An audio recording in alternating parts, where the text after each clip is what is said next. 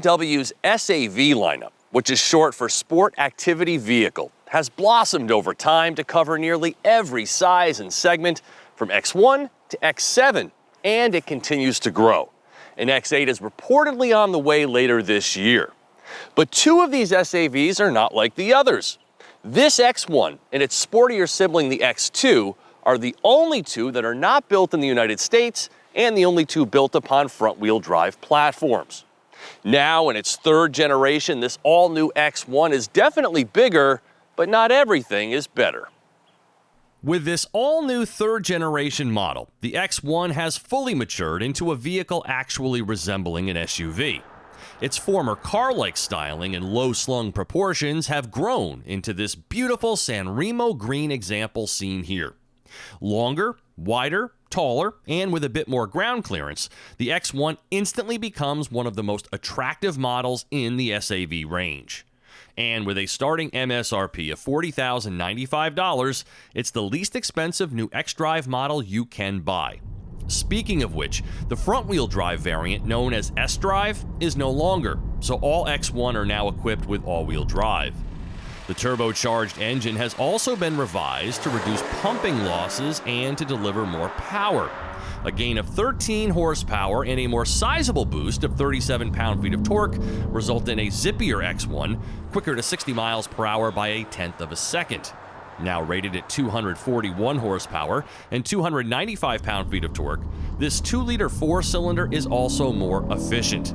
Replacing the 8-speed automatic with a 7-speed dual-clutch transmission helps bump up gas mileage 2 mpg to 28 mpg in mixed driving. Premium gas is still required. Inside, the new X1 flaunts a bigger, more modern, curved touchscreen display spanning from in front of the driver to the center of the dash. A floating center console with storage space underneath, and a clever wireless phone charger that sits vertically with a cushioned bar to hold the device in place, akin to riding on a roller coaster. But despite its expanded exterior dimensions, the X1 loses some cargo room and feels tighter in the rear seats. There's a recline function back there, and the front seat backs are carved out to make way for additional knee room. But the large front headrest seems to be staring me right in the face, and the middle seating position is for emergency use only. There is a panoramic roof, so at least that adds some airiness. On the other hand, front seat passengers enjoy more shoulder room and elbow room as a benefit of the X1's added width. This mocha-colored faux leather, though, totally not for me. I would much prefer black or oyster. Available in 3 designs, this is the Boulder X-Line style with satin aluminum trim, bicolor wheels, and a faux leather trim dashboard at an added cost of $500.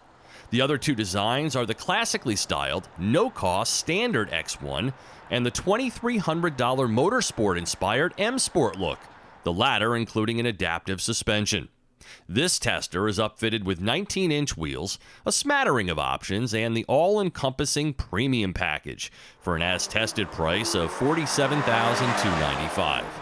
Surprisingly, that does not include adaptive cruise control, which is part of the $1,700 Active Driving Assistant Pro package. I love this new tougher SUV design, and the cabin is certainly fresh and modern. But after that, what is the X1 really? Is it just a more expensive CR-V? Because the typical differentiator for a BMW, that ultimate driving machine acumen, is missing here. It feels like it's just one level too crude to be wearing a BMW badge. The new transmission, the aggressive throttle response, and the poor brake feel just don't play very well in around-the-town driving. And the chassis is too brittle for even some light off-roading. So in the end, the X1 must rely on its style and features. It's an attractive, welcoming, and upscale approach that will resonate with entry-level SUV shoppers looking for that next-level premium ownership experience.